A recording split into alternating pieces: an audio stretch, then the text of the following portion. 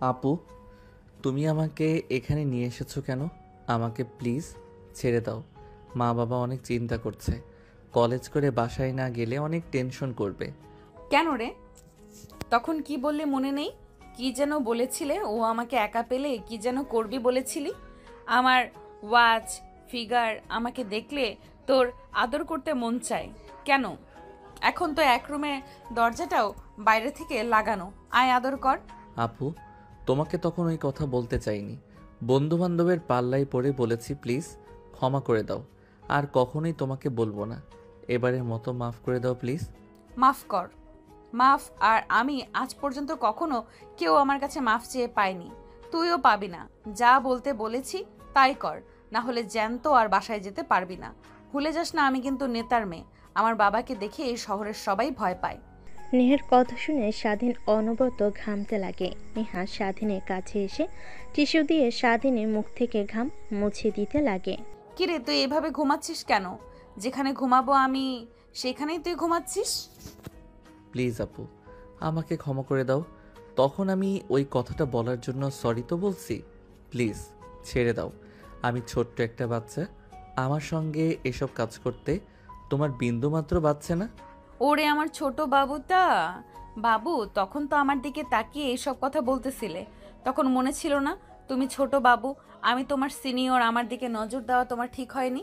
এখন এইসব শুনতে চাচ্ছি না। যা করতে বলেছি কর, না হলে তুই কিন্তু জ্যান্ত বাসায় ফিরতে পারবি না, তোর মরদেহ বাসায় ফিরবে। নেহার কথায় স্বাধীন অনবরত ঘামতে লাগে। ধীরে ধীরে পিছনের দিকে যেতে লাগে। নেহাই স্বাধীনের দিকে আসতে লাগে। এক পর্যায়ে স্বাধীন গিয়ে দেওয়ালের সঙ্গে পিঠ ঠেকে যায়। আর কোনো রাস্তা খোলা নেই তার জন্য। নেহা স্বাধীনের কাছে এসে স্বাধীনের দুহাত মুষ্টিবদ্ধ করে ফেলে। কিরে, কাঁপছিস কেন ভাই? আমি তো নিজেই তোর কাছে ধরা দিয়েছি, আমাকে আর জোর করে ওইসব করতে হবে না। আয়। দেখো আপু, আমাকে যেতে দাও। না হলে উল্টাপাল্টা কিছু করে ফেললে আবার বাবুর মা হয়ে গেলে আমাকে দোষ দিতে পারবে না। আরে, আমি তো এটাই চাচ্ছি তোর কাছ থেকে, বুঝতে পারছিস না? শুরু কর, বাবুর মা বানিয়ে দিয়ে দেখি তোর কত জোর। কথাটা বলে নেহা স্বাধীনের হাত ছেড়ে দেয় এবং নিজের উপর থেকে ওড়না সরিয়ে ফেলে। স্বাধীন নিচের দিকে তাকিয়ে থাকে। নেহা স্বাধীনের ঘাড় উঁচু করে স্বাধীনের ঠোঁটে অনবরত নেহা তার হাত দিয়ে স্লাইড করতে লাগে, স্বাধীনকে উত্তেজিত করতে লাগে। স্বাধীন নিজেকে আর কন্ট্রোল করতে না পেরে নেহাকে শক্ত করে জড়িয়ে ধরে। স্বাধীনের এই রূপ দেখে নেহা ভয় পেয়ে যায়। স্বাধীনের দিকে বড় বড় চোখ করে তাকায়, কিন্তু সেই দিকে স্বাধীনের কোনো হেলদোল নেই। আরে, কি করছিস? ছাড় দেখি, তোকে ভয় দেখানোর জন্য এখানে নিয়ে এসেছি। প্লিজ উল্টোপাল্টা কিছু করিস না, ছেড়ে দে আমাকে। অনেকবার বলেছি, আপনি আমার কোনো কথাই শুনেননি। এখন আমাকে উত্তেজিত করে উল্টাপাল্টা কথা বলা হচ্ছে। ওয়েট, দেখাচ্ছি। তারপর স্বাধীন নেহাকে ছেড়ে দিতে নেহা দৌড় দিয়ে বের হতে যায় দরজা দিয়ে। স্বাধীন দৌড়ে দরজার কাছে গিয়ে ভেতর থেকে লাগিয়ে দেয়। তারপর নেহাকে পাজা করে তুলে খাটের উপর নিয়ে এসে ফেলে দেয়। নেহা ধীরে ধীরে পিছনের দিকে যেতে লাগে আর স্বাধীনকে উদ্দেশ্য করে বলতে লাগে। দেখ, আমি তোর বড় আপুর মতো, প্লিজ কিছু করিস না। তখন তুই আমাকে উল্টাপাল্টা মন্তব্য করায় অনেক রাগ হয়ে যায়, তাই ভেবেছিলাম তোকে শাস্তি দেব বাসায় নিয়ে এসে, কিন্তু এরকম পরিস্থিতি হবে কখনো বুঝতে পারিনি। এখন আর এইসব বলে কোনো লাভ নেই। আপনি আমার কবলে পড়েছেন। বাঁচার উপায় একদমই নেই। এখন নিজে নিজে যদি জানতে ভালো না হলে আমি নিজেই সব কিছু করেছি। দেখ, তুই কিন্তু ভুলে যাচ্ছিস আমি এখানকার নেতার মেয়ে। যদি বাবা জানতে পারে তুই আমার সঙ্গে জোর জবরদস্তি করে এইসব করেছিস, তাহলে তোকে তো মারবেই, সঙ্গে তোর সপরিবারে মেরে ফেলবে কিন্তু। ও আচ্ছা, তাহলে এই ব্যাপার। ওয়েট, এর একটা সলিউশন বের করছি আমি। কথাটা বলে স্বাধীন খাট থেকে উঠে তার পকেট থেকে ফোন বের করে ভিডিও অন করে পাশের টেবিলে রেখে দেয়। তারপর নেহার উপর সে ঝাঁপিয়ে পড়ে। পরে নেহা অনবরত স্বাধীনের হাত থেকে বাঁচার চেষ্টা করে, কিন্তু পারে না। সে কখনোই ভাবতে পারেনি যে স্বাধীনকে শাস্তি দিতে গিয়ে সে নিজেই এরকম পরিস্থিতিতে পড়বে। শেষমেশ কোনো উপায় না পেয়ে স্বাধীনের সঙ্গে রেসপন্স করতে লাগে। এইভাবে প্রায় 2 ঘন্টা পার হয়ে যায়। তখনই দরজায় কড়া নাড়তে লাগে। কি রে, 2 ঘন্টা হয়ে গেল দুজন ভিতরে কি করছিস? নাকি তোর উপরে স্বাধীন ঝাঁপিয়ে পড়েছে? দরজা খোল। নেহা কথা বলতে যাবে এর আগে স্বাধীন নেহার ঠোঁটের সঙ্গে নিজের ঠোঁট মিশিয়ে দেয়। নেহা অবাক হয়ে যায়। সেইভাবে 5 মিনিট পার হতে স্বাধীন ছেড়ে দেয় নেহাকে। হাঁপাতে হাঁপাতে বলতে লাগে, আপু প্লিজ দরজা খোলো। নেহা আপু আমাকে বেঁধে রেখেছে, আমাকে অনেক মারছে, প্লিজ দরজা খুলে দাও। কান্না মিশ্রিত কণ্ঠে কথাগুলো বলতে লাগে।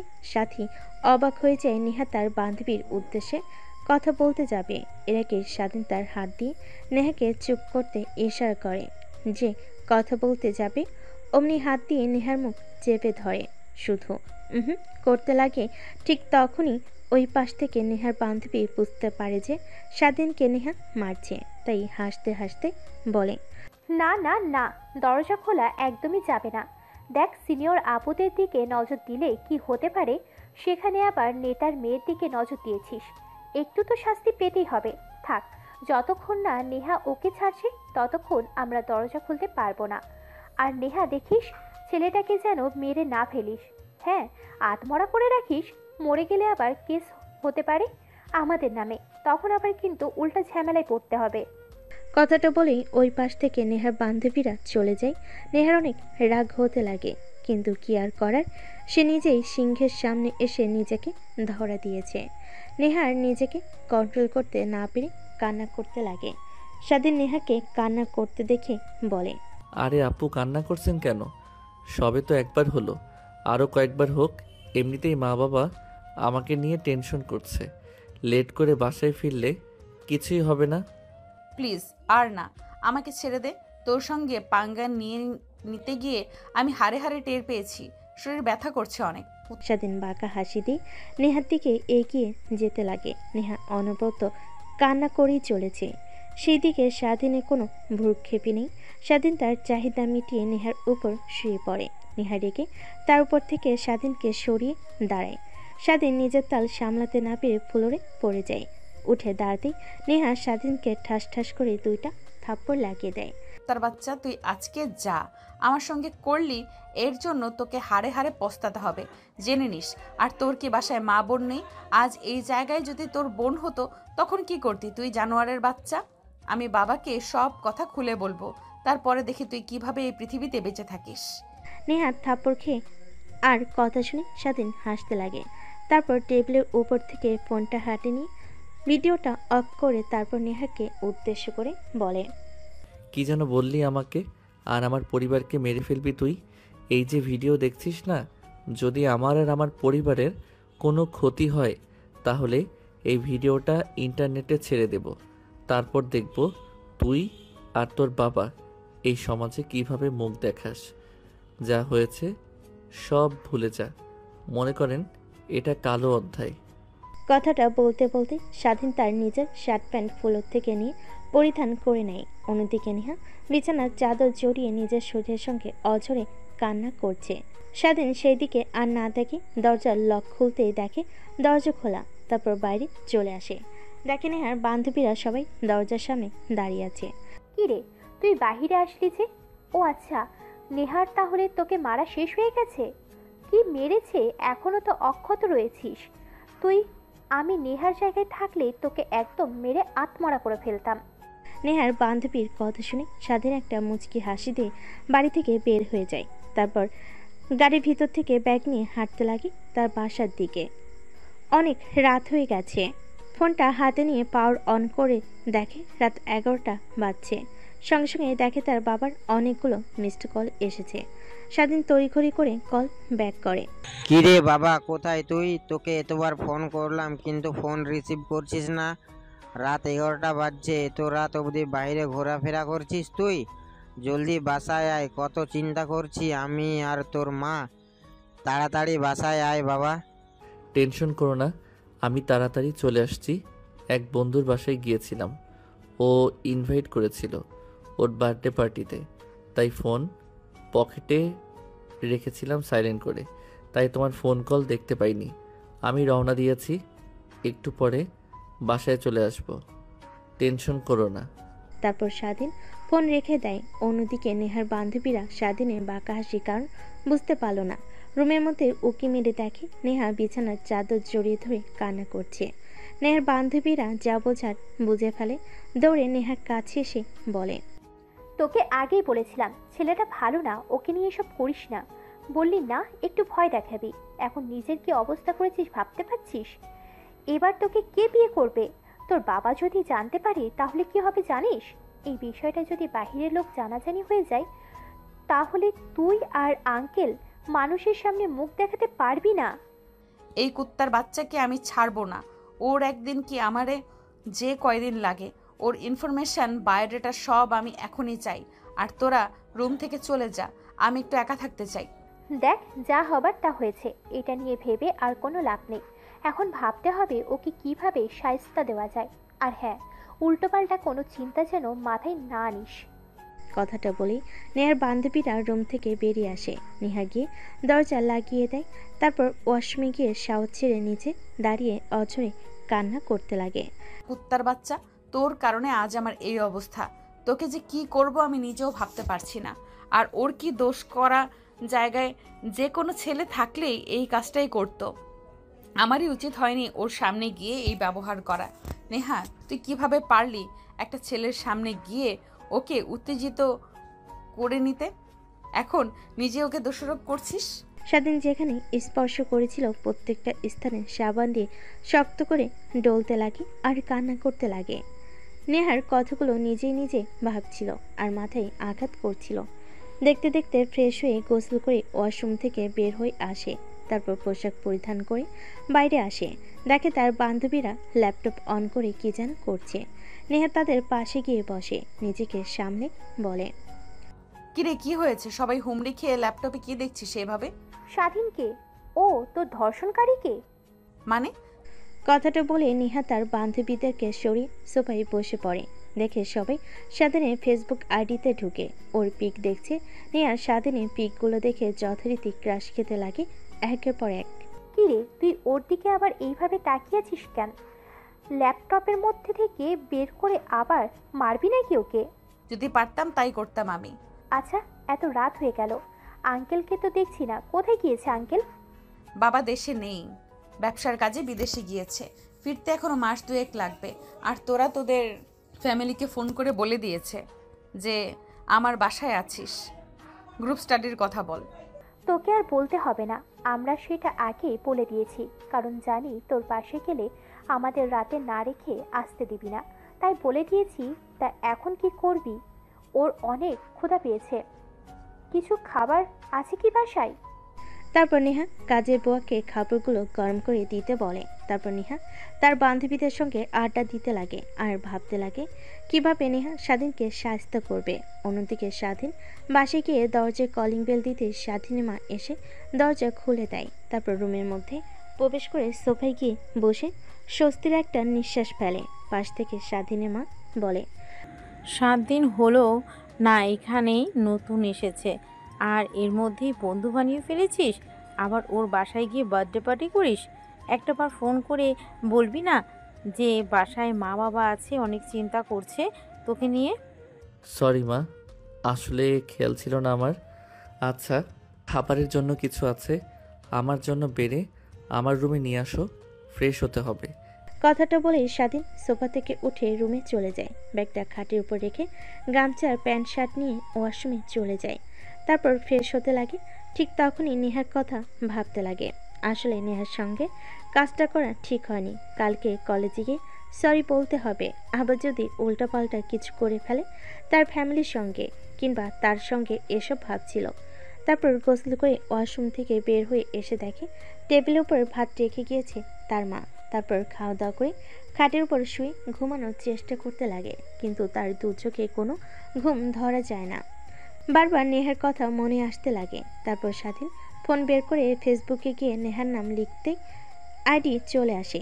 তার প্রোফাইলে ঢুকে একের পর এক ছবি স্ক্যান করতে লাগে। স্বাধীনে কেন জানি নেহার প্রতি অনেক মায়া কাজ করতে লাগে। তারপরে মেসেঞ্জারে গিয়ে আইডিতে হাই লিখে মেসেজ করে। অন্যদিকে নেহার বান্ধবীরা সবাই স্বাধীনের প্রোফাইল ভিজিট করে পিক দেখছিল। ঠিক তখনই মেসেজ দেখে সবাই অবাক হয়ে যায়।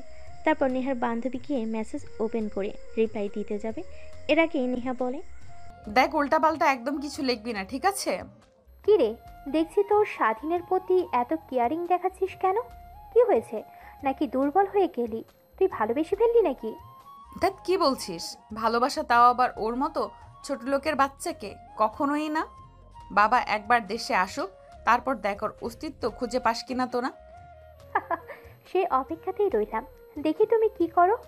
আবার যেন মন মতোই ক্ষতি না পাল্টাই তোর। নেহার অনেক রাগ হতে লাগে তার বান্ধবীদের কথা বলার ধরন দেখে, কিন্তু কিছুতেই বুঝতে দেয় না। তারপর ল্যাপটপটা বন্ধ করে ঘুমোতে যেতে বলে সবাইকে। তারপর সবাই একসঙ্গে ঘুমিয়ে পড়ে।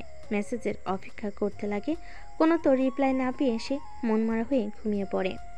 পরের দিন সকালবেলা স্বাধীন ঘুম থেকে উঠে ফ্রেশ হয়ে খাবার দাবার খেয়ে কলেজের উদ্দেশ্যে বেরিয়ে পড়ে। বাসার বাহিরে সে রিক্সার জন্য অপেক্ষা করতে লাগে, কিন্তু রিক্সা পায় না। ঠিক তখনই সামনে দিয়ে নেহা তার প্রাইভেট কার নিয়ে যাচ্ছিল। পাশে স্বাধীনকে দেখে রীতিমতো অবাক হয়ে যায়, কিন্তু গাড়ি দাঁড় না করিয়ে সোজা চলে যেতে লাগে। একটু পর স্বাধীন রিক্সা পেয়ে যায়, তারপর রিক্সা করে কলেজে চলে আসে। রিক্সার ভাড়া মিটিয়ে কলেজে প্রবেশ করতে দেখে নেহার বান্ধবীরা যেখানে বসে আড্ডা দিত সবাই ওইখানে বসে আছে। স্বাধীন যেতে নিলে তখনই পাশ থেকে একটা ছেলে বলতে লাগে, ওই এদিকে আয় শোন। স্বাধীন বাধ্য ছেলের মতো ছেলেটার কাছে গিয়ে দাঁড়ায়। তারপর ছেলেটা স্বাধীনকে পর্যবেক্ষণ করে বলে, এই কলেজে কি নতুন? তোকে তো এর আগে কখনো দেখিনি। হ্যাঁ ভাই, নতুন বাবা। এই শহরে নতুন পোস্টিং হয়ে এসেছে, সেই সুবাদে আজ আগের এই শহরে ছিলাম। সেই শহর থেকে আমরা সপরিবারে চলে এসেছি, তারপরে এই কলেজে ভর্তি হয়েছি। ও আচ্ছা, তা ভালো। কিন্তু একটা কথা মাথায় রাখবি, আমরা এই কলেজের বড় ভাই। যখন আমাদের সামনে দিয়ে যাবি মাথা নিচু করে আর সালাম দিয়ে যাবি, ঠিক আছে? হ্যাঁ, বুঝতে পারছি। তাহলে এখন একটা কাজ কর, ওই যে দেখছিস মেয়েগুলো, ওর মধ্যে যে একটা মেয়ে টি শার্ট পরে আছে, শার্টের বোতাম খোলা, ওই মেয়ের কাছে গিয়ে তুই প্রপোজ করবি আর বলবি তোমার সঙ্গে রুম ডেট করতে চাই। ছেলেটার দেখানো ইশারা অনুযায়ী স্বাধীন সেই দিকে যেতে লাগে। দেখেন নেহার পাশে বেশ কিছু মেয়ে বসে থেকে আড্ডা দিচ্ছেন। কিরে, তাকে কি ভাবছিস? যা গিয়ে প্রপোজ করবি, আর আমি যেটা বললাম সেটা বলবি, ঠিক আছে? তা না হলে তোকে বড় ভাইদের কথা না মানার কারণে কলেজে পোলাপানদের দিয়ে অনেক মারাবো বলে দিলাম। স্বাধীন বুঝতে পারে ভাইদের কথা না শুনলে তাকে অনেক মার খেতে হবে, তাই ছেলেটার দেখানো মেয়েদের অনুযায়ী স্বাধীন এগিয়ে যায়। তারপর সেখানে থাকা মেয়েটার কাছে গিয়ে হাঁটু গেড়ে হাতে একটা ফুল নিয়ে মেয়েটার দিকে তাকিয়ে ছেলেটার বলা কথাগুলো বলতে লাগে। সেখানে প্রত্যেকটা মেয়ে অনেক রেগে যায়। নেহার বান্ধবীরা কথাটা শুনে অনেক অবাক হয়। তারপর মেয়েটা স্বাধীনের গলা চেপে ধরে ঠাস ঠাস করে থাপ্পড় মেরে বলতে লাগে, ফকিন্নির বাচ্চা, তুই আমাকে চিনিস? আমি কে? তোর সাহস কি করে হয় আমাকে এই সকল কথাবার্তা বলতে? কি বলি? আমার সঙ্গে রুম ডেট করবি? ফকিন্নির বাচ্চা, সাহস কত? তুই আর জানিস আমি কে? আমার বাবার এই কলেজের প্রিন্সিপাল। যদি বলি তোকে ঘাড় ধাক্কা দিয়ে এই কলেজ থেকে বের করে দেবে। আর আমার কাছে এসে উল্টোপাল্টা কথা বলিস তুই? স্বাধীন আগে থেকে বুঝতে পারছিল যে তার সঙ্গে এরকম কিছু হবে। ঠিক তখনই সেই ছেলেগুলো সেখানে হাজির হয়। ধীরে ধীরে পুরো কলেজে থাকা স্টুডেন্টগুলো তাদের দিকে তাকিয়ে থাকে। ছেলেটা এসে মেয়েটার সামনে দাঁড়িয়ে বলে, কিরে সাথী, কি হয়েছে? এই ফকিন্নির বাচ্চা তোকে উল্টাপাল্টা মন্তব্য করেছে, তাই না? আপু, বিশ্বাস করেন, আমি বলতে চাইনি। এই ভাইয়াটা আমাকে বলতে বলেছে আপনাকে কথাগুলো, না হলে আমাকে নাকি কলেজের পোলাপানদেরকে দিয়ে মাইর খাওয়াবে। তাই আমি ভয় পেয়ে আপনাকে এই কথাগুলো বলেছি। প্লিজ ক্ষমা করে দাও আমাকে। কি? আমি আমি সাথীকে এইসব কথা বলতে বলেছি? হ্যাঁ, কুত্তার বাচ্চা, আমার নিজের দোষ করে আবার আমার নামে চাপিয়ে দিচ্ছিস? তোর খবর আছে। এই তোরা দেখছিস কি? মার শালাকে। কথাটা বলতে যত দেরি স্বাধীনকে সবাই মারতে তত দেরি করে না। এক এক করে প্রত্যেকটা ছেলে সে স্বাধীনকে মারতে লাগে। তারপর ছেলেটা হকি স্টিক নিয়ে স্বাধীনকে মারতে লাগে। স্বাধীনের মাথায় আঘাত পড়তেই স্বাধীন অজ্ঞান হয়ে মাটিতে লুটিয়ে পড়ে। পাশ থেকে চিৎকার দিয়ে নেহার বান্ধবীরা নেহাকে জড়িয়ে ধরে বলে, উচিত শিক্ষা পেয়েছে কুত্তার বাচ্চা। ওকে এই শাস্তি দেওয়াই উচিত ছিল। সবাইকে আজে বাজে মন্তব্য করা, তোকে করেছে কাল, আজ প্রিন্সিপাল স্যারের মেয়েকে উচিত শিক্ষা পেয়েছে। এই তোরা ওকে আরো মার। স্বাধীন অজ্ঞান হয়ে যাওয়ার শেষ অবধি নেহার দিকে করুণ দৃষ্টিতে তাকিয়ে থাকে। তাকে বাঁচানোর শেষ অবলম্বন ইচ্ছা নেহার কেন জানি অনেক খারাপ লাগতে লাগে, কিন্তু কি আর করবে। সে এখন যদি স্বাধীনকে সাহায্য করে তাহলে তার বান্ধবীরা উল্টাপাল্টা কথা বলবে। মারতে মারতে স্বাধীনের নাক মুখ দিয়ে রক্ত বের হতে লাগে।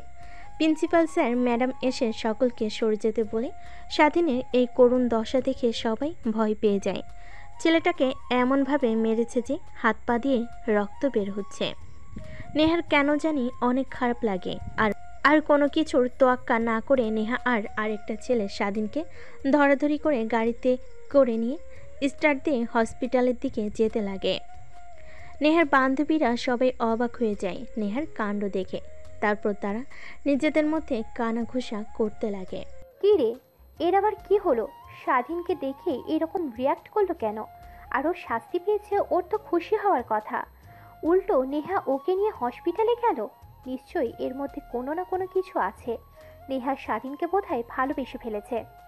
অন্যদিকে নেহার বান্ধবীকে নিয়ে হসপিটালে চলে আসে ডাক্তার। স্বাধীনের করুণ দশা দেখে আইসিইউতে ভর্তি করে পাশে থাকা ছেলেটা বলতে লাগে, আপু, ওরে হাল হলো কি করে, আর এইভাবে মারলো কে?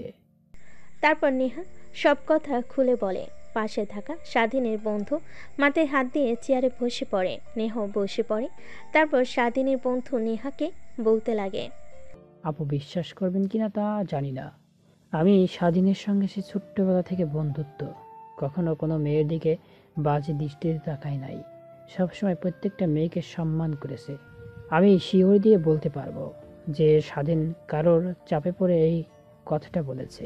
ও ওই রকম ছেলেই না যে সকলের সামনে গিয়ে প্রপোজ করবে, তাও আবার বাজে কথা বলে।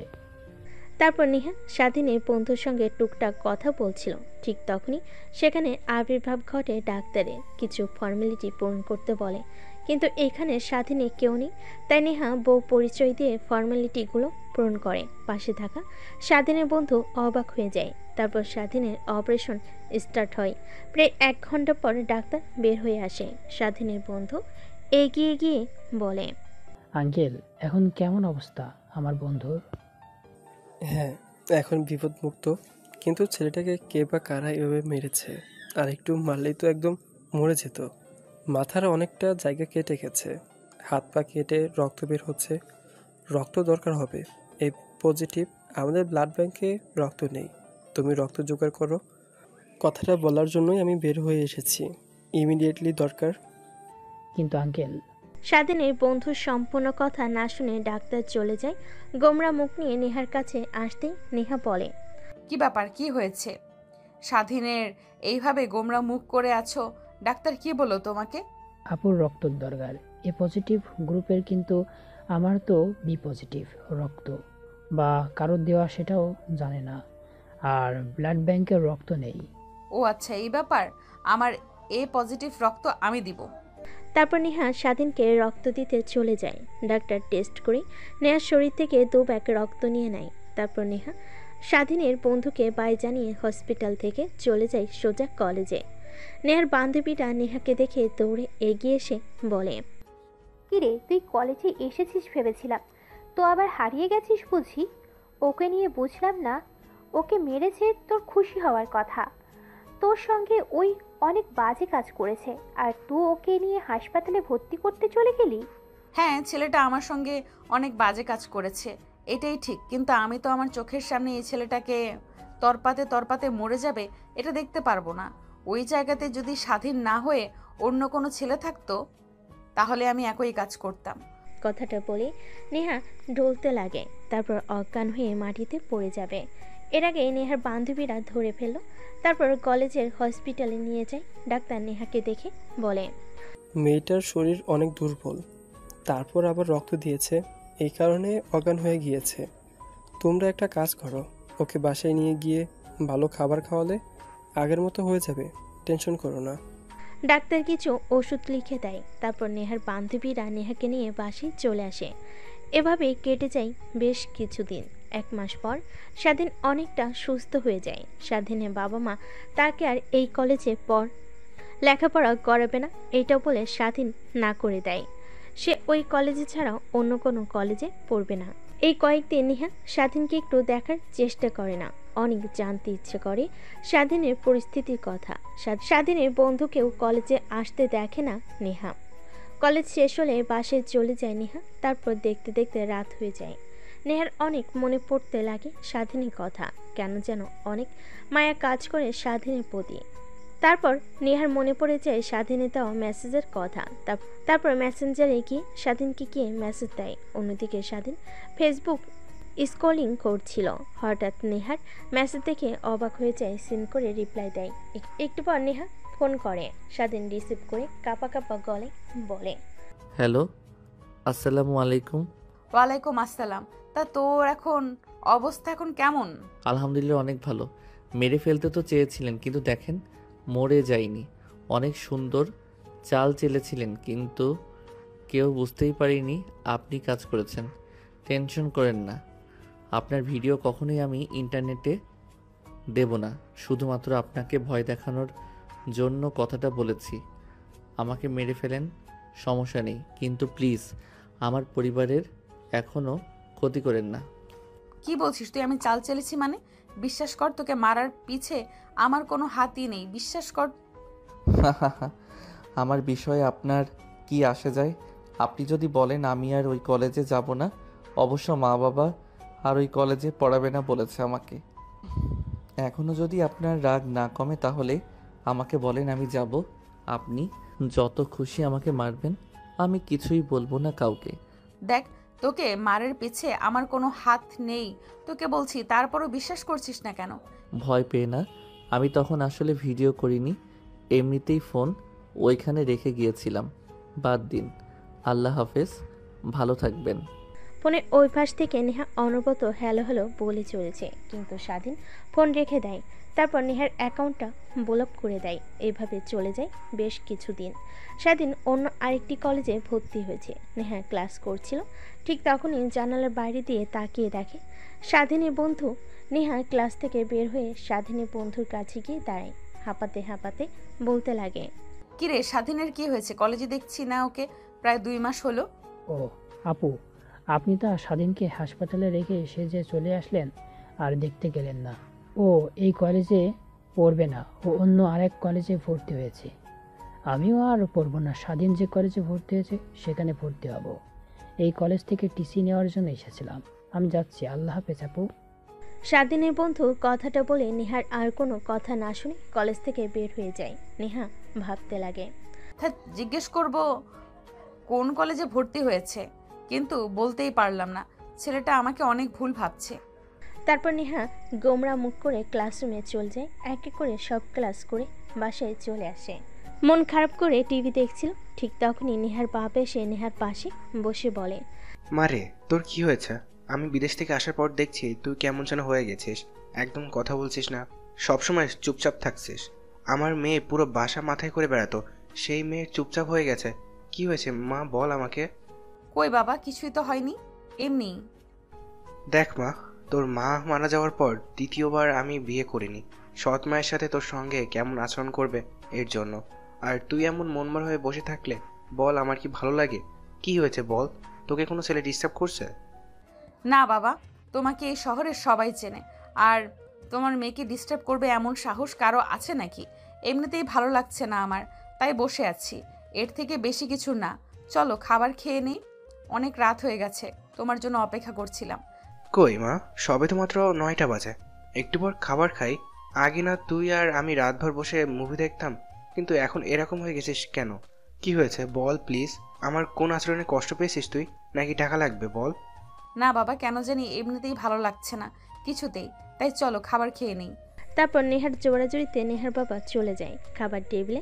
তারপর খাওয়া দাওয়া শেষ করে নেহা প্লেটে হাত ধুয়ে চলে যায় নিজের রুমে। নেহার বাবার অনেক খারাপ লাগে, তার মেয়ে হাসি খুশি সবসময় থাকতো, এমন মনমরা হয়ে গেছে কি জন্য।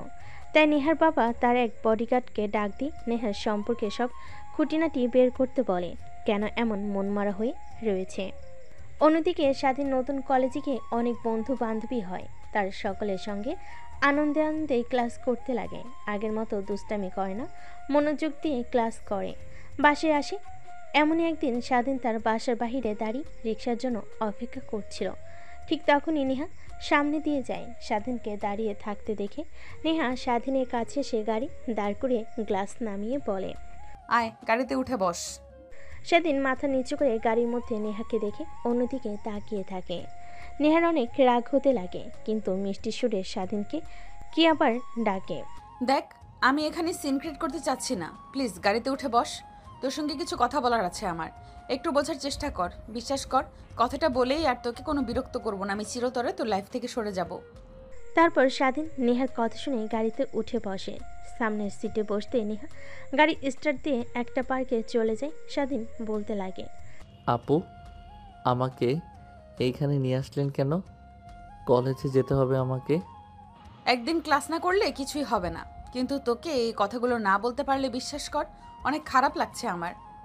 তারপর নেহা আর স্বাধীন পার্কের ভিতরে গিয়ে একটা বেঞ্চিতে গিয়ে বসে পড়ে। দুজনের মধ্যে অনেকটা দূরত্ব। এই দূরত্ব থেকেও মনের দূরত্ব অনেক।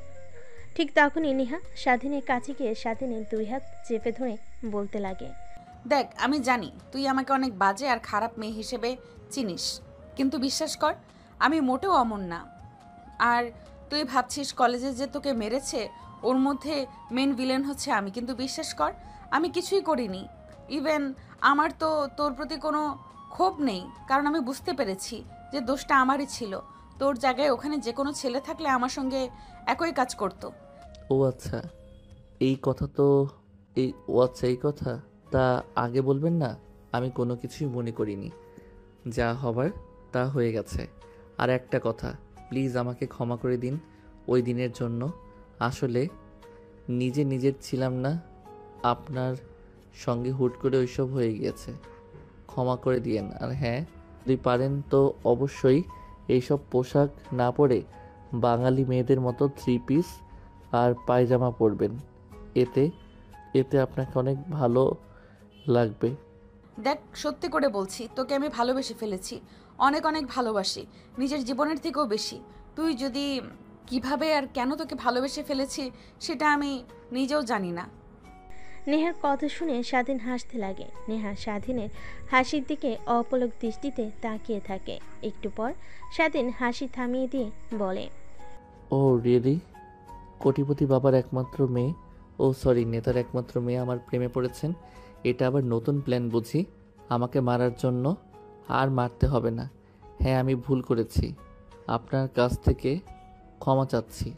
তা যদি না মানেন, আমাকে যদি বলেন পুরো বাজারের সামনে আপনার পা জড়িয়ে ধরে মাপ চাইতে, সেটাও পারবো, কিন্তু এই আজে বাজে কথা বলবেন না আর আমাকে। নেহার কেন জানি অনেক রাগ হতে লাগে। রেখে স্বাধীনকে শক্ত করে জড়িয়ে ধরে। স্বাধীন অবাক হয়ে যায়, নিমিষে যেন পুতুলের রূপান্তর হয়। স্বাধীন নেহাকে ধাক্কা দিয়ে সরিয়ে দিয়ে বলে, ধ্যাত, বাজে একটা মেয়ে। আপনার মতো মেয়েকে কখনোই ভালোবাসা যায় না। নিজে ঠিক নেই, বাবার ঠিক নেই। স্বাধীনের বলা কথাগুলো শুনে নেহার অনেক রাগ উঠে যায়। নিজের রাগকে আর কন্ট্রোল করতে না পেরে স্বাধীনের গালে ঠাস ঠাস করে থাপ্পড় লাগিয়ে দিয়ে নিজের চোখগুলো হাত দিয়ে মুছে বলে, আমারই ভুল হয়েছে। তোর মতো একটা ছেলেকে ভালোবেসেছি যে কিনা মেয়ে দেখলেই হুমড়ি খেয়ে পড়ে, দেহের লালসা, আর আমাকে তুই বলছিস আমি বাজে মেয়ে? দেখ, ভালো হয়ে যা, চাই না তোর কারণে আর কোনো মেয়ের জীবনটা নষ্ট হোক। কথাটা বলে নেহা চলে আসতে যাবে। ঠিক তখনই মাথা ঘুরে পড়ে যেতে লাগে। স্বাধীন গিয়ে ধরে ফেলে। নেহা স্বাধীনকে ধাক্কা দিয়ে দূরে সরিয়ে দিয়ে বলে, একদম তুই আমাকে টাচ করবি না, আমি বাজে মেয়ে, তাই না? স্বাধীনের কেন জানি নেহার বলা কথাগুলো তীরের মতো এসে মুখে বাঁধে। তারপর নেহাকে ছেড়ে দেয় না। স্বাধীন নেহাকে বেঞ্চের উপর বসিয়ে দেয়। তারপর দোকান থেকে পানির বোতল নিয়ে এসে নেহার দিকে এগিয়ে দেয়। নেহা পানির বোতল নিয়ে ঢক ঢক করে পানি খেতে লাগে। স্বাধীন এতক্ষণে নেহার দিকে ভালোভাবে তাকিয়ে দেখে। এখন তাকিয়ে দেখে নেহা আগের থেকে অনেকটা চেঞ্জ হয়ে গিয়েছে। চোখের নিচে কালি, বোধহয় অনেক রাত জাগে। দু চোখ লাল মনে হয়, অনেক কান্না করে। আমি ঠিক আছি, আর তুই চলে যেতে পারবি একা, নাকি আমি তোকে কলেজে নামিয়ে দিয়ে আসবো? আমি একাই যেতে পারবো, আর নিজের দিকে খেয়াল রাখবেন। কথাটা বলে স্বাধীন পার্ক থেকে বের হয়ে রিক্সা নিয়ে কলেজে আর না গিয়ে বাসে চলে আসে। দরজায় কলিং বেল দিতেই স্বাধীনের মা এসে দরজা খুলে দেয়। স্বাধীনের দিকে ড্যাপ ট্যাপ করে তাকিয়ে থাকে। কিরে বাবা, কি হয়েছে? আজ এত তাড়াতাড়ি বাসায় চলে আসলে যে? কেন জানি আজকে কলেজ করতে একদমই ভালো লাগছিল না। বাবা, কি হয়েছে তোর? তোকে দেখছি দিন দিন কেমন জানি চেঞ্জ হয়ে যাচ্ছিস। আগের মতো হাসি খুশি নেই, সবসময় গোমরা মুখ করে থাকিস। বল, কি হয়েছে আমাদের? তাই বাসায় চলে এসেছি। আরে মা, কিছুই হয়নি, শুধু শুধু তোমরা আমাকে নিয়ে চিন্তা করছো। ভালো লাগছে না, রুমে গিয়ে একটা ঘুম দিলে ঠিক হয়ে যাব। তারপর স্বাধীন রুমে গিয়ে ফ্রেশ হয়ে পোশাক পরিবর্তন করে খাটের উপর শুয়ে ঘুমানোর চেষ্টা করে। উপরের দিকে ফ্যান ঘুরছিল, সেই দিকে তাকে অতীতে ঝাঁপ দেয়। দোস্ত, কখনো ভাবতেই পারিনি আবার আমাদের দুজনে এভাবে মিল হবে। শুধু শুধু তোর বাবা গিয়েছে দিনের জন্য, সিলেট গিয়েছিল। 2 বছর আমাদের মধ্যে দূরত্ব বেড়ে গিয়েছিল, দেখ আবার ঠিক হয়ে গিয়েছে। এক কলেজে আবার নতুন করে অধিপত্য শুরু হবে আমাদের। হ্যাঁ, ঠিক বলেছিস। আচ্ছা চল, এখানে আর না দাঁড়িয়ে থেকে কলেজের ভিতরে প্রবেশ করি। দাঁড়িয়ে দাঁড়িয়ে সিনিয়র মেয়েদের দেখি। মেয়েদের আমার অনেক ভালো লাগে। আপনারা হয়তো শুনলে অবাক হবেন, রাইটারেরও সিনিয়র মেয়ে অনেক পছন্দ। আচ্ছা চল, কিন্তু তুই আগের থেকে একদম চেঞ্জ হয়ে গিয়েছিস জানিস। তারপর স্বাধীন আর তার বন্ধু ভিতরে প্রবেশ করে কলেজে একটা গাছের নিচে গিয়ে দাঁড়িয়ে সিনিয়র মেয়েদের দিকে দেখতে লাগে আর আজে বাজে কথা বলতে লাগে স্বাধীন। ঠিক তখনই সামনে দিয়ে নেহা আর নেহার বান্ধবীরা যায়। নেহার দিকে তাকিয়ে বলতে লাগে, এর জন্যই সিনিয়র মেয়েদের ভালো লাগে আমার। দেখ কি ফিগার, একদম হট। যদি একবার কাছে পাইতাম তাহলে বাচ্চার মা বানিয়ে দিতাম। স্বাধীনের বলা কথা নেহার কানে গিয়ে পৌঁছায়। পেছনের দিকে তাকাতে স্বাধীন ভয় পেয়ে সেখান থেকে দূরে সোজা ক্লাসরুমে চলে যায়। নেহা গিয়ে প্রত্যেকটা ক্লাসরুম খুঁজে দেখতে লাগে। এক পর্যায়ে স্বাধীনের ক্লাসরুমে চলে আসে। তারপর স্বাধীনকে নিয়ে নেহার বান্ধবীরা জোর জবরদস্তি করে গাড়িতে তুলে নেহার বাসায় নিয়ে যায়। বাকিটা তো আপনারা জানেনই।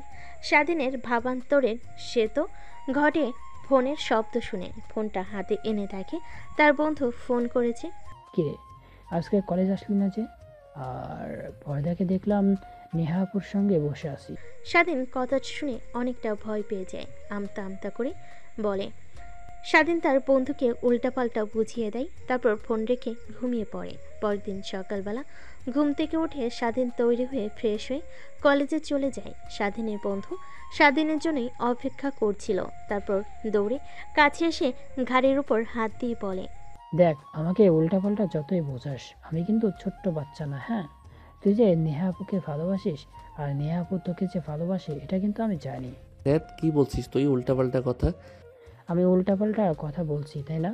তোকে কলেজের সামনে সবাই মারধর করলো, সবাই দাঁড়িয়ে দাঁড়িয়ে শুধু দেখলো। নেহাপু এসে তোকে ধরে হাসপাতালে ভর্তি করিয়ে নিয়ে যায়। আবার তোর রক্তর দরকার, নেহাপু রক্ত দেয়।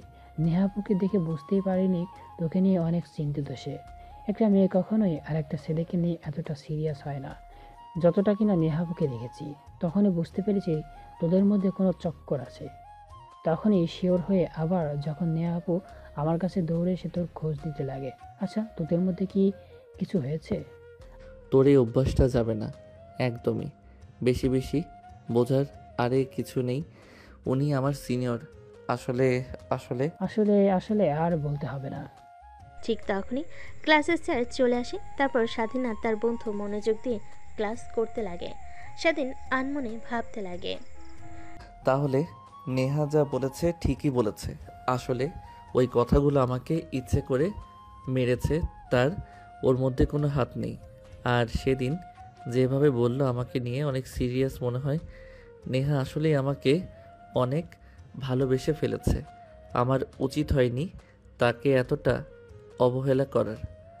দেখা হলে ক্ষমা চেয়ে নিব, কিন্তু আমি কেন নেহাপুকে মনের কথা বলতে গিয়েও বলতে পারলাম না যে আমিও আপনাকে অনেক ভালোবাসি। স্বাধীনের বন্ধু স্বাধীনকে ভাবতে দেখে গায়ে হাত দেয়। স্বাধীনের ভাবনার সেদ ঘটে। তারপর স্বাধীন মনোযোগ দিয়ে ক্লাস করতে লাগে। দেখতে দেখতে ক্লাস শেষ হয়ে যায়। কলেজ ছুটি হলে স্বাধীন সোজা বাসে চলে আসে। রুমে গিয়ে দরজা আটকে ওয়াশরুমে চলে যায়। শাওয়ার ছেড়ে নেহাকে নিয়ে ভাবতে লাগে। আমার উচিত ছিল তার কথাগুলো ভাবা। নেহা আমাকে এতটা ভালোবাসে আর আমি প্রতিনিয়ত অবহেলা করে দিয়েছি। আমাকে নিয়ে ভাবতে ভাবতে নিজের কি বেহাল দশা করে ফেলেছে। চোখের নিচ দিয়ে কালি পড়ে গিয়েছে। কথাগুলো ভাবতে ভাবতে স্বাধীন গোসল করে বাইরে চলে আসে। তারপর ফোন হাতে নিয়ে নেহাকে ব্লক ছাড়িয়ে মেসেজ করতে লাগে। দেখে নেহা তাকে ব্লক করে রেখেছে। অনেক রাগ হতে লাগে। নিজের রাগের কারণে আজ এই দশা। তাই রেগে ফোনটা ফুলরে আসা মারে। ঠিক তখনই স্বাধীন মা হাতে খাবারের প্লেট নিয়ে স্বাধীনের রুমে প্রবেশ করে। ফোন আসা দিতে দেখে স্বাধীন মা স্বাধীনের পাশে বসে মাথায় হাত বুলিয়ে দিতে দিতে বলে, দেখ বাবা, জানি না তোর কি হয়েছে, কিন্তু একটা কথা মনে রাখবি যে কখনো হাল ছাড়বি না, আর কখনো এমন কিছু করবি না যার জন্য সারা জীবন পস্তাতে হয়। কথাটা বলে স্বাধীনের মা রুম থেকে চলে যায়। স্বাধীন খাবার খেয়ে হাত ধুয়ে খাটের উপর শুয়ে থেকে ঘুমানোর চেষ্টা করে। অন্যদিকে নেহা তার বাবার সঙ্গে খাবার টেবিলে বসে খাবার খাচ্ছিল। ঠিক তখনই বমি বমি ফিল হয়। দৌড়ে খাবার টেবিল থেকে উঠে বেসিনে চলে যায়। তারপর বমি করতে লাগে। নেহার বাবা মেয়ের এই হাল দেখে দৌড়ে নেহার কাছে আসে। তারপর মাথায় হাত বুলিয়ে দিয়ে বলতে লাগে, মা, তোর কি হয়েছে হঠাৎ এভাবে বমি করছিস? বাবা জানি না, কিন্তু বেশ কিছুদিন হলো খাবারের পর অনেক বমি হয়। আমার মাথা ঘুরে পড়ে যেতে নেই, সব সময় চোখ আধার দেয়, কিছুই বুঝতে পারছি না বাবা। কথাটা বলেই নেহা অজ্ঞান হয়ে পড়ে যেতে নেই। এখানে তার বাবা ধরে ফেলে। বাসার কাজের লোকরা এসে নেহাকে ধরাধরি করে তার রুমে নিয়ে যায়। নেহার বাবা চিন্তা করতে লাগে মেয়ের এই বেহাল দশা দেখে। তারপর তার ডাক্তার বন্ধুকে ফোন করে বাসায় আসার জন্য বলে। একটু পর ডাক্তার বাসায় চলে আসে। নেহাকে ভালোভাবে পর্যবেক্ষণ করে অনেক চিন্তিত হয়ে রুম থেকে বের হয়ে আসে। নেহার বাবা ডাক্তারকে চিন্তিত দেখে বলতে লাগে, কি রে, কি হয়েছে? সবকিছু ঠিক আছে তো? আমার মেয়ে সুস্থ আছে তো? হ্যাঁ ঠিক আছে, কিন্তু নেহা মামনিকে দেখে যতটুকু বুঝতে পারলাম নেহা মামনি প্রেগনেন্ট, আর এর কারণেই খাবার খাওয়ার পর বমি করছে। আর প্রেগন্যান্সি অবস্থায় চিন্তা করলে এরকম হাল হয়। মাঝে মাঝে অজ্ঞান হয়ে পড়া, চোখ আধার দেওয়া চিন্তা করিস না। আর মেয়েকে কখন বিয়ে দিলি কিছুই তো জানতে পারলাম না। কি বলছিস তুই? তোর কিছু একটা ভুল হচ্ছে। নেহার তো বিয়েই হয়নি, তাহলে পেটে বাচ্চা কি করে আসবে? নেহার বাবার কথা শুনে ডাক্তার ভুরকুচকে নেহার বাবার দিকে তাকিয়ে বলে, দেখ, আজ পর্যন্ত আমার রিপোর্ট কখনো ভুল হয়নি। আর নেহা মামনিকে দেখে আমি এটাই বুঝতে পারছি আজকালকার মেয়েদের যে কি হয়। আর কালকে তুই একবার হসপিটালে নিয়ে আসিস, আমি ভালোভাবে পরীক্ষা করে দেখতে চাই। কথাটা বলেই ডাক্তার চলে যায়। নেহার বাবা চিন্তিত হয়ে সোফায় গিয়ে বসে পড়ে। কি বলল ডাক্তার? নেহা প্রেগনেন্ট মানে? এসব ভাবতে লাগে আর অনেক রাগ হতে লাগে। যদি বাইরে সবাই জানতে পারে নেহা প্রেগনেন্ট, তাহলে লোক সমাজে আর মুখ দেখাতে পারবে না। এসবই ভাবতে লাগে। নেহার জ্ঞান ফিরে আসার অপেক্ষা করতে লাগে। ঠিক তখনই নেহার বাবার মনে পড়ে নেহার বান্ধবীদের কথা। নেহা সত্যি কথা না বললেও নেহার বান্ধবীরা তাকে ঠিক সত্য কথা বলবে। তাই পকেট থেকে ফোন বের করে নেহার বান্ধবীকে ফোন করে বাসায় আসতে বলে। একটু পরে নেহার সকল বান্ধবীরা বাসে আসে। বসার রুম দিয়ে নেহার রুমের দিকে যাচ্ছিল। ঠিক তখনই নেহার বাবা ডাক দেয়। সবাই গিয়ে বসে পড়ে। তারপর নেহার বাবা বলতে লাগে, দেখো মা, তোমরা আমার মেয়ের মতোই। প্লিজ তোমরা আমার কাছে কেউ মিথ্যা কথা বলবে না। না আঙ্কেল, বলুন নির্দ্বিধায়, আপনাকে যা সত্যি তাই বলবো। নেহার বাবা স্বস্তির একটা নিঃশ্বাস ফেলে গম্ভীর কণ্ঠে বলতে লাগে, নেহা প্রেগনেন্ট। কি? নেহা প্রেগনেন্ট মানে? হ্যাঁ, নেহা প্রেগনেন্ট। আজ খাবার টেবিলে আমার সঙ্গে বসে খাবার খাচ্ছিল। ঠিক তখনই দৌড়ে খাবার টেবিল থেকে উঠে বেসরে গিয়ে বমি করতে লাগে। আমার সঙ্গে কথা বলতে বলতে অজ্ঞান হয়ে পড়ে। তারপর বাসার কাছে লোকদের নিয়ে রুমে নিয়ে যাই, ডাক্তারকে ফোন করে আসার জন্য বলি। ডাক্তার ভালোভাবে দেখে বলে নেহা প্রেগনেন্ট। প্লিজ মা, তোমরা আমার কাছ থেকে কিছু লুকিও না, যা সত্যি তা বলো নির্দ্বিধায়। তারপর নেহার বান্ধবীরা নেহার বাবাকে শুরু থেকে শেষ পর্যন্ত বলে যে কিভাবে নেহা প্রেগনেন্ট হলো। নেহার বাবা কথাগুলো শুনে অনেক রাগ হতে লাগে। রেগে বলতে লাগে, ওই ছোট লোকের বাচ্চার খবর আছে। আমার মেয়ের দিকে তাকানো ওই কুত্তার বাচ্চার আর ওর পরিবারকে একদম ধুলোয় মিশিয়ে দিব আমি। প্লিজ আঙ্কেল, উত্তেজিত হবেন না। দেখুন, ওইখানে স্বাধীনের কোনো দোষ নেই, সব দোষ নেহার। নেহা জোর করে কলেজ থেকে স্বাধীনকে উঠিয়ে বাড়িতে নিয়ে আসে। তারপর ভয় দেখাতে লাগে, কিন্তু স্বাধীনকে ভয় দেখাতে গিয়ে নিজেই এই অবস্থা হবে নেহা কখনো ভাবতেও পারেনি। নেহার বাবাকে নেহার বান্ধবীরা ভালোভাবে বোঝাতে লাগে। নেহার বাবা বুঝতে পারে যে স্বাধীন ছেলেটার কোনো দোষ নেই, সব দোষ নেহার। তাই নেহার বান্ধবীদেরকে প্রশ্ন করে, আচ্ছা, তুমি কি ওই ছেলেটার বাসার অ্যাড্রেস জানো? না আঙ্কেল, জানি না। প্লাস বেশ কিছুদিন ধরে স্বাধীনকে কলেজে দেখতে পাচ্ছি না। কলেজে মারামারি হয়েছিল সকল ছেলেদের, স্বাধীনকে অনেক মেরে এরপর থেকে কলেজে আসে না। হয়তোবা অন্য কোনো কলেজে ভর্তি হয়েছে কিংবা শহর ছেড়ে চলে গিয়েছে, দেখছি না। শুধু এইটুকুই জানি, নাম স্বাধীন। এইটুকু হলেই চলবে। আর তোমরা কেউ জানো নেহাকে বলো না যে ও প্রেগনেন্ট। ফিরলে ওর সঙ্গে সবাই হাসি মুখে কথা বলবে, ওকে যেন কিছু বুঝতে দিও না। ঠিক আছে আঙ্কেল। তারপর নেহার বাবা সেখান থেকে বের হয়ে যায়। বডিগার্ডকে সারাদিনে ইনফরমেশন বের করতে বলেন। কোন দিক দিয়ে নেহার বান্ধবীরা সবাই নেহার রুমে চলে যায়। দেখে নেহা খাটের উপর শুয়ে আছে। রুমের মধ্যে কারোর উপস্থিতিতে টের পেয়ে নেহা তাকায়, দেখে তার বান্ধবীরা। তারপর আদর্শ হয়ে নেহা তার বান্ধবীদের সঙ্গে কথা বলতে লাগে। কে তোরা? তাও আবার সবাই একসাথে?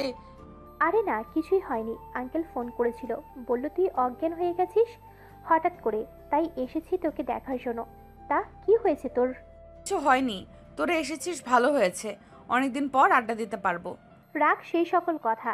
আঙ্কেল বলল তুই ঠিক মতো খাওয়া দাওয়া করিস না, সবসময় চিন্তিত হয়ে থাকিস, আগের মতো চঞ্চল নোস। কি হয়েছে তোর, আমাদেরকে খুলে বল। তাহলে শোন, আমি স্বাধীনকে অনেক ভালোবেসে ফেলেছি। স্বাধীনকে বোঝাতে পারছি যে কতটা ভালোবাসি। ওকে যতবার গিয়েছি ততবার অবহেলা করে, আর প্রত্যেকবার আমাকে ভুল বুঝে গিয়েছে। আমি নাকি ছেলেদের নিয়ে ওকে মেরেছি। কলেজে বারবার শুধু একটা কথাই বলে চলেছে। আমি অনেকবার বোঝানোর চেষ্টা করেছি, কিন্তু আমার কথা একদমই বোঝার চেষ্টা করছে না। কি করব এখন কিছুই মাথায় আসছে না। ও আচ্ছা, তাহলে এই ব্যাপার। আপনি আপনার রাজাকে নিয়ে টেনশন করে নিজের এই হাল করে ফেলেছেন। একবার আয়নার দিকে তাকা, নিজের কি হাল করেছিস। চোখে নিচ দিয়ে কালি, ঠিক মতো ঘুমাস না, ঠিক মতো খাওয়া দাওয়া না করে শরীরের কি হাল করেছিস। নেহা তার বান্ধবীদের জড়াজড়িতে এক পর্যায়ে উপরের দিকে তাকিয়ে গম্ভীর একটা নিঃশ্বাস ফেলে বলতে লাগে। নেহা তার বান্ধবীদের কথা শুনে আয়নার দিকে তাকায়। দেখতে পাই এই 3 মাসে অনেক পরিবর্তন হয়ে গিয়েছে। চোখের কালি আগে থেকে অনেকটা রোগা হয়ে গিয়েছে, ঠিকমতো খাওয়া দাওয়া না করে। দেখিস, আর ওকে যদি পেতে চাস তাহলে এইভাবে ভেঙে পড়লে তো আর হবে না। দেখ, হাল ছাড়লে কখনোই হবে না। আর আমি যা মনে করি, স্বাধীন তোর জন্য একদমই পারফেক্ট না। ও অনেক ছোট, তোর থেকে প্রায় 2 বছরের জুনিয়র। আর তুই না আমাদেরকে বড় বইলা বলেছিলি যে ওকে শেষ করে ফেলবি। ওর পরিবার সহ তোর বাবা দেশে ফিরলেই উল্টে দেখি আমাদের মহারানী তার মেরে ফেলার নায়ককে ভালোবেসে ফেলেছে। কথাগুলো বলে নেহার বান্ধবীরা নেহাকে পচাতে লাগে। নিমিষেই গম্ভীর মুখটা হাসি মেখে যায়। এজন্যই বলে জীবনে বন্ধুর প্রয়োজন আছে। অন্যদিকে স্বাধীনে কেন জানি নেহার কথা অনেক মনে হতে লাগে। নিজের অজান্তেই নেহাকে নিয়ে ভাবা শুরু করে। সজীবের কাছ থেকে কথাটা শোনার পর নেহার কাছ থেকে ক্ষমা চাইতে মরিয়া হয়ে পড়ে। কিন্তু নেহার তো আর বাসা চেনে না। কলেজের সামনে গিয়ে অনেক দাঁড়িয়েছে, কিন্তু কলেজে আর আসে না। ফেসবুক থেকে ব্লক করে রেখেছে, সব বই বন্ধ। এইসবই ভাবছিল শুয়ে থেকে। ঠিক তখনই ফোন বাজতে লাগে। ফোনটা হাতে নিয়ে দেখে অচেনা একটা নাম্বার। কানের কাছে নিতেই বলতে লাগে, আসসালামু আলাইকুম। কে? শালা, আমার নাম্বার তো সেভ করা নেই। আমি সজীব। ও তুই? তা কি মনে করে? কিরে, তোর কি হয়েছে? ঠিকমতো কলেজে আসিস না, আসলেও আনমনা হয়ে থাকিস। আমি সারাক্ষণ দেখি রুমের বাইরেও বের হোস না। আগে প্রত্যেক দিন পাড়ার মাঠে জাতীয় ক্রিকেট খেলার জন্য, এখন তাও যাস না। কি হয়েছে আমাকে খুলে বল। আর তোর জন্য একটা সারপ্রাইজ আছে, বাসার নিচে আয়। দেখ, ভালো লাগছে না। আমার ঘরের ভিতর থাকতেই অনেক ভালো লাগে। কিছু বললেই বল, আর আমার রুমে আয়। নেহা আপুর অ্যাড্রেস খুঁজে পেয়েছি। কি? সত্যি? হ্যাঁ সত্যি, নিচে আয়। কথাটা শুনে স্বাধীন আনন্দিত হয়ে খাট থেকে উঠে পড়ে। তারপর ওয়াশরুমে গিয়ে ফ্রেশ হয়ে পোশাক পরিবর্তন করে বাড়ি চলে আসে। এসে দেখে সজীব দাঁড়িয়ে আছে বাইক নিয়ে। তারপর সজীবের বাইকে উঠে বসে পড়ে। একটু পর একটা আলিশান বাসার সামনে গিয়ে বাইক দাঁড় করে। সজীব বাড়ির দিকে ইশারা করে বলে, স্যার, এটা আপনার সিনিয়র গার্লফ্রেন্ডের বাড়ি। ধ্যাৎ শালা, কি বলছিস তুই? গার্লফ্রেন্ড মানে আমার সিনিয়র আপু হয়। বলে যাস না তুই কিন্তু নেহা। হ্যাঁ ভাই, আর বলতে হবে না। একটা মেয়ের জন্য পাগল রাতে ঠিকমতো ঘুমায় না, সবসময় বাসায় পড়ে থাকেন, আবার বলেন সিনিয়র আপু। তোর মুখ মেরে ভেঙে দিব শালা। আরে সত্যি বলছি, শুধুমাত্র ক্ষমা চাওয়ার জন্য এখানে এসেছি। ক্ষমা চেয়ে সোজা বাসায় চলে যাব। তারপর স্বাধীন আর তার বন্ধু বাসার নিচে দাঁড়িয়ে বোঝার চেষ্টা করে কোনটা নেহার রুম, কিন্তু আলিশান বাড়ি অনেকগুলো রুমের মধ্যে কিভাবে বুঝতে পারবে যে কোনটা নেহার রুম। এভাবে অনেকটা সময় পার হয়ে যায়, কিন্তু নেহার দেখা পায় না। আরে শালা হয়েছে, তোর বসে থাকতে থাকতে তোর মশার রক্ত খেয়ে পুড়িয়ে ফেলবে। এখন তো অন্তত চল, মনে হয় নেহা বাসায় নেই। আমার কেন জানি মনে হচ্ছে নেহা বাসায় আছে, আর একটু পরে বেলকনিতে আসবে। হ্যাঁ ভাই, আপনি তো জ্ঞানী, আপনি ভবিষ্যতও জানেন, তাই না? ভবিষ্যৎবাণী করেন আর ভাব থাকেন যে নেহা ঠিক আসবে। চললাম, বসে থেকে মশার কামড় খেতে পারবো না আর। এতক্ষণ দাঁড়িয়ে থাকলি, আর একটু দাঁড়িয়ে থাক প্লিজ। দেখ, যা করার তাড়াতাড়ি কর। তুই নিজেও তো বললি যে ভালোবাসিস না, তারপর আবার তাকে দেখার জন্য এখানে অপেক্ষা করছিস। আর তুই কি ভাবছিস এখান থেকে নেহাকে ডাকলে ওই বেলকনিগুলো থেকে ভাবছিস তোর ডাক শুনতে পাবে? বলদ কোথাকার, বললেই পারিস যে অনেকদিন হলো নেহাপুকে দেখিস না, দেখার জন্য এসেছিস তুই। ঠিক আছে ভাই, আমি নেহাকে ভালোবাসি আর ওকে দেখার জন্য এসেছি। এবার তো অন্তত চুপ করো। তারপর স্বাধীন আর স্বাধীনের বন্ধু নিচে দাঁড়িয়ে থেকে অপেক্ষা করতে লাগে। একটু পর নেহা বেলকনিতে আসে কফির মগ হাতে নিয়ে ফ্রেশ হওয়ার জন্য। অনেকদিন পর তার বান্ধবীদের সঙ্গে আড্ডা দিয়ে কেন জানি অনেক ভালো লাগছে। কফি নিয়ে বেলকনিতে দাঁড়িয়ে প্রাকৃতিক মনোরম পরিবেশ উপভোগ করতে লাগে। অন্যদিকে স্বাধীন নেহাকে বেলকনিতে আসতে দেখে তার মুখের আচমকায় হাসি রেখা টানে। সে ভালো করে জানে এখান থেকে নেহাকে ডাকলে কখনো শুনতে পারবে না, তারপর বিধা ডাকতে লাগে। আরে ভাই, মারবি নাকি তুই? ভুলে যাস না, নেহার বাবা এখানকার নেতা, আশেপাশে তার অনেক বডিগার্ড ঘোরাফেরা করে। যদি কেউ দেখতে পাই যে এখানে দাঁড়িয়ে থেকে নেহা নেহা বলে রাখছিস, তোকে তো মারবে, সঙ্গে আমাকেও মেরে ফেলবে। ভাই, এবার অন্তত চুপ কর। তারপর স্বাধীন চুপ হয়ে যায়। নেহা যতক্ষণ বেলকনিতে দাঁড়িয়েছিল ততক্ষণ মন ভরে দেখে নেয়। চলে যেতে গাড়ি করে স্বাধীন বাসায় চলে আসে। রাতে নেহাকে নিয়ে অনেক কল্পনা করতে লাগে যে সে নেহাকে ভালোবেসে ফেলেছে। যেভাবেই হোক সরি বলে নেহাকে আপন করে নিতে হবে। ভাবতে ভাবতে স্বাধীন ঘুমিয়ে পড়ে। অন্যদিকে নেহার বাবা স্বাধীনের সম্পর্কে সব কিছু পেয়ে যায়। পরদিন সকাল হতে স্বাধীন যখন কলেজে চলে যায়, নেহার বাবা স্বাধীনদের বাসায় আসে। তারপর স্বাধীনের বাবা মার সঙ্গে কথা বলতে লাগে। স্বাধীনের মা বাবা ছেলের এরকম কাণ্ড দেখে অবাক হয়ে যায়। তারা নিজেরাই বিশ্বাস করতে পারে না, কিন্তু এত বড় একটা নেতা প্লাস বিজনেসম্যান তাদের বাসায় এসে কথাটা বলেছে, অবশ্যই সত্যি হবে। আর তারপর তারা নিজেদের মধ্যে আরও কিছু কথা বলে একটা সিদ্ধান্ত নেয়। এভাবে পেরিয়ে যায় দিনটা। রাতের বেলা নেহা খাবার টেবিলে বসে ফ্রুটস খাচ্ছিল। ঠিক তখনই পাশ থেকে নেহার বাবা বলতে লাগে, মারে, আমি তোর বিয়ে ঠিক করেছি আমার বন্ধুর ছেলের সঙ্গে। কথা দিয়ে এসেছি আমি, আগামী শুক্রবার তোর বিয়ে। হাতে মাত্র 2টা দিন, আর বিয়েটা পারিবারিকভাবে হবে। আর তোর বান্ধবীদেরকে আসতে বলিস। নেহা তার বাবার কথা শুনে অবাক হয়ে যায়। কি বলছে তার বাবা? হাত থেকে কাটা ফল পড়ে যায়। ড্যাব ড্যাব করে নেহা তার বাবার দিকে তাকিয়ে থাকে। বাবা, কি বলছো তুমি? তোমার মাথা ঠিক আছে? আমি তাও আবার বিয়ে করব? অসম্ভব, এখন পারবো না। আমি কথা দিয়ে এসেছি, আর তুই ভালো করে জানিস আমি কখনোই আমার কথা নড়চড় করি না, এখনো করব না। কিন্তু বাবা, আমি লেখাপড়া করছি, এই সময়ে বিয়ে, আর আমি অনেক বড় হওয়ার ইচ্ছে আছে বাবা, তুমি আমাকে বিয়ে দিও না। আর দেখ, তোর কাছ থেকে কোনো কথা শুনতে চাচ্ছি না আমি। আমার বন্ধুদেরকে কথা দিয়ে এসেছি, আর ওরা বিয়ের সব কাজ শুরু করেছে। তুই যদি বিয়ে না করিস তাহলে তুই আমার মরা মুখ দেখবি, এই কথাটাই বলে দিলাম। কথাটা বলেই নেহার বাবা খাবার টেবিল থেকে উঠে চলে যায়। নেহা অঝরে কান্না করতে থাকে। বারবার স্বাধীনের কথা কেন জানি মনে হতে লাগে। ঘরে গিয়ে দরজা আটকে দিয়ে কান্না করতে লাগে। অন্যদিকে স্বাধীনের বাবা মার সঙ্গে বসে খাবার খাচ্ছিল। এমন সময় স্বাধীনের বাবা বলতে লাগে, বাবা, আমি আর তোর মা একটা ডিসিশন নিয়েছি, ঠিক করেছি। তুই বাসায় থাকিস না ঠিক মতো, বাসায় আসলে রুমে থাকিস সারাক্ষণ। তোর মা একা, আমি অফিসে চলে যাই, তাই আমি আর তোর মা সিদ্ধান্ত নিয়েছি তোকে বিয়ে দেব আমার এক বন্ধুর মেয়ের সঙ্গে। আর কোথাও দিয়ে এসেছি, আগামী শুক্রবার তোর বিয়ে। বাবা কি বলছো তুমি? মাথা ঠিক আছে? সবেমাত্র কলেজে উঠেছি আমি, আর আমার বিয়ে দেবে মানে? আর কে আমার মতো একটা ছেলেকে তার মেয়ের হাত তুলে দেবে? আর আমি বিয়ে করতে পারবো না, তোমাকে সাফ বলে দিলাম। আমি দেখ, কথা দিয়ে এসেছি আমি আমার বন্ধুকে, আমি আমার এক কথা একদম নড়চড় করতে পারবো না। বাকিটা তোর ইচ্ছা। তুই যদি বিয়ে না করিস তাহলে আমার আর তোর মায়ের মরা মুখ দেখবি, এই বলে দিলাম। কথাটা বলে স্বাধীনের মা আর বাবা চলে যায় খাবার টেবিল থেকে। স্বাধীনে অনেক খারাপ লাগতে লাগে। তার মা বাবার উপরে খাবার না খেয়ে হাত ধুয়ে রুমে চলে আসে। ভাবতে লাগে নেহার কথা। কি করবে সে? তার বাবা মাকে কি বলে নেহার কথা যদি বলে, তারা তো আর মেনে নিতে পারবে না। আর নেহার বাবা কি কখনো মানতে পারবে? আমি সামান্য একটা ছেলে, আর তারা কোটিপতি। আর নেহাকে গিয়ে এখন কথাটা বলে নেহা যদি না মেনে নেয়, তখন কি হবে? নাকি বাবা মার কথাই রাখবে? এইসবই ভাবতে লাগে স্বাধীন। দোটানার মধ্যে পড়ে যায়।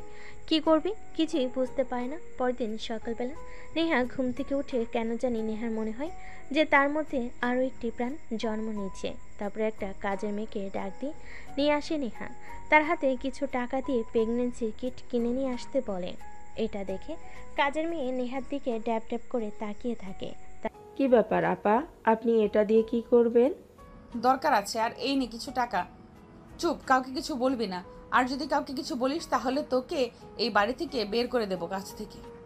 ঠিক আছে আপামনি, কাউকে বলবো না। তারপর কাজের মেয়েটা বাড়ি থেকে বের হয়ে যায়। ফার্মেসি থেকে প্রেগনেন্সি কিট কিনে নিয়ে আসে। তারপর নেহা প্রেগনেন্সি টেস্ট করতে অবাক হয়ে যায়। ফ্লোরে বসে অযোধ্যারে কান্না করতে লাগে। এখন কি হবে? বাবাকে গিয়ে কথাটা বললে বাবা তো আমাকে মেরে ফেলবে। কি করবে এখন? কথাটা ভাবতেছিল আর কান্না করতেছিল। নেহার বাবা খাবার টেবিলে এসে নেহাকে দেখতে পান না। তারপর কাজের মেয়েকে ডাক দিয়ে বলে, নিহামা কি এখনো ঘুম থেকে ওঠেনি? এত বেলা হয়ে গেছে, যা তো ওকে ডেকে নিয়ে আয়। স্যার, নেহা আপামনি তো অনেক সকালেই উঠেছে, দরজা লাগিয়ে রেখেছে। অনেক ডাকাডাকি করছি কিন্তু খুলছে না। কি, দরজা খুলছে না? আর তুই আমাকে এখন বলছিস? কথাটা বলে নেহার বাবা দৌড়ে নেহার রুমের সামনে চলে যায়। তারপর দরজায় নক করতে লাগে, কিন্তু দরজা খুলে না। নেহার বাবা অনেক ডাকাডাকি করতে লাগে। নেহা নিজেকে সামলে নেয়। ওয়াশরুম গিয়ে মুখ ধুয়ে দরজা খুলে দেয়। নেহার বাবা রুমে প্রবেশ করে নেহাকে জড়িয়ে ধরে কান্না করতে লাগে। মারে প্লিজ, আমাকে তুই ভুল বুঝিস না। আমি যা করছি তোর ভালোর জন্যই করছি। বাবা, তোমাকে একটা কথা বলার আছে আমার। হ্যাঁ মা, বল। তারপর নেহার বাবা সোফায় বসে পড়ে। নেহা তার বাবার পায়ের কাছে বসে পা জড়িয়ে ধরে কান্না করতে করতে বলে, বাবা, একজনকে আমি অনেক ভালোবাসি, আর তুমি হয়তো জানলে অবাক হবে যে তার সন্তান আমার পেটে। কথাটা বলে নেহা চুপ হয়ে যায়, কারণ সে জানে তার বাবা এখন তাকে অনেক বকাবকি করবে। কিন্তু তার বাবার কোনো রেসপন্স না দেখে মুখ তুলে তাকায়। বাবা, আমি তাকে ছাড়া বাঁচবো না। প্লিজ তুমি তোমার বন্ধুর সঙ্গে বিয়ে দিও না আমাকে। নেহার কথা শুনে নেহার বাবা হা হা করে হাসতে লাগে। নেহা তার বাবার হাসি দেখে অবাক হয়ে যায়। কি ব্যাপার, তুমি হাসছো কেন বাবা? আচ্ছা, ছেলেটার নাম কি স্বাধীন? হ্যাঁ, বাট তুমি জানো কি করে? আজ পর্যন্ত তুই আমার কাছ থেকে যা চেয়েছিস তাই পেয়েছিস। কখনো তোর হাসি মাখা মুখ দেখার জন্য অনেক কিছু করেছি। তুই গোমরা মুখ হয়ে বসে থাকিস, ঠিকমতো খাওয়া দাওয়া করিস না, আর ভেবেছিস আমি ঠিক থাকবো। তোর এই গোমরা মুখ ও চিন্তিত মুখ দেখে থাকার পেছনের সব কারণ খুঁজে বের করেছি। আর পাগলি মেয়ে একটা, আমি তো স্বাধীনের সঙ্গে বিয়ে ঠিক করেছি। কিন্তু তুমি যে বললে তোমার বন্ধুর ছেলে। আরে ওটা তো তোকে এমনি বলেছি। নেহা তার বাবার মুখ থেকে এরকম কথা শুনে অবাক হয়ে যায়। নিমেষে হাসি রেখা তার মুখে টেনে নেহা তার বাবাকে শক্ত করে জড়িয়ে ধরে। অন্যদিকে স্বাধীন তার বাবা মাকে অনেক করে বোঝানোর চেষ্টা করে, কিন্তু পায় না। নেহাকে নিয়েও ভাবতে লাগে। বুঝতে পারে নেহা তার কপালে নেই, তাই সে বিয়েতে রাজি হয়ে যায়। দেখতে দেখতে বিয়ে হয়ে যায়। বাসর ঘরে দরজার সামনে স্বাধীন অপেক্ষা করতে লাগে। পিছন থেকে স্বাধীনের বন্ধু এসে স্বাধীনকে ধাক্কা দিয়ে রুমের মধ্যে ঢুকিয়ে দিয়ে দরজা আটকে দিয়ে বাইরে থেকে বলে, শালা, ভাবিকে দেখে একদম অবাক হয়ে যাবি। আর সকালের আগে দরজা খুলছে না, যতই চিৎকার করিস না কেন তুই। কথাটা বলে স্বাধীনের বন্ধু চলে যায়। স্বাধীন গুটিসুটি পায়ে সামনের দিকে এগিয়ে যেতে লাগে। নেহা এসে স্বাধীনের পাশ হয়ে সালাম করে। স্বাধীন নেহার কাছ থেকে অনেকখানি দূরে দাঁড়িয়ে বলতে লাগে, দেখুন, এই বিয়েতে আমার কোনো মত নেই। মা বাবা আমাকে জোর করে বিয়ে দিয়েছে আপনার সঙ্গে। প্লিজ আমার কাছ থেকে কখনো স্বামীর অধিকার আশা করবেন না। আর হ্যাঁ, আমি অন্য আরেকজনকে ভালোবাসি। কথাটা শুনে নেহা রেগে যায়। ঘুমটা সরিয়ে স্বাধীনের দিকে তাকায়। স্বাধীন মাথা উঁচু করে নেহাকে দেখতে পেয়ে অনেকটা অবাক হয়ে যায়। নেহা দৌড়ে স্বাধীনের কাছে আসে, গলা চেপে ধরে বলতে লাগে, কুত্তার বাচ্চা, আর কয়টা মেয়ের জীবন নিয়ে খেলা করবি তুই? হ্যাঁ নেহা আপু তুমি? হ্যাঁ আমি। আর কাকে ভেবেছিলি তুই? তুই ভেবেছিস কি আমাকে ছেড়ে অন্য কাউকে বিয়ে করবি আর আমি তাকিয়ে তাকিয়ে দেখবো? আপু প্লিজ, কলার ছাড়ো। বিবাহিত স্বামীর কলার কেউ এভাবে ধরে নাকি? স্বাধীনকে আর কোনো কথা বলতে না দিয়ে নেহা স্বাধীনের ঠোঁটের সঙ্গে নিজের ঠোঁট মিশিয়ে নেয়। প্রায় 5 মিনিট পর স্বাধীনকে ছেড়ে দেয়। স্বাধীন অবাক হয়ে যায়। আপু, আমার মতো বাচ্চা ছেলের সঙ্গে তুমি এই কাজটা করতে ঠিক পারলে? স্বাধীনের কাছ থেকে আপু ডাক শুনে নেহা স্বাধীনের গালে ঠাস ঠাস করে থাপ্পড় লাগিয়ে দেয়। স্বাধীন ভাইবা চাকা খেয়ে দুগাল চেপে ধরে বলে, আপু কাকে বলছিস? হ্যাঁ আপু না, বউ বলে ডাকবি, না হলে আর কিছুদিন পর বাবুর বাবা হবি। এখনো ছোট বাচ্চা আছিস তুই। কি? হ্যাঁ, ওই দিন যে তুই আমার সঙ্গে ওটা করেছিলি, এরপর আমার পেটে বাচ্চা চলে আসে। কি বলো তুমি? এটা যদি আমার মা বাবা জানতে পারে তাহলে আমাকে তো শেষ করে ফেলবে। সবাই জানে। এইবার আয়, কতদিন ধরে তোকে মন ভরে দেখি না। কথাটা বলে নেহা স্বাধীনকে শক্ত করে জড়িয়ে ধরে, তারপর খাটের উপর ফেলে দেয়। দুজনেই হারিয়ে যেতে লাগে এক ভালোবাসার অতল গভীরে। ওইদিকে আমাদের আর না গেলেও চলবে। যদি যেতে চান তাহলে বিয়ে করুন।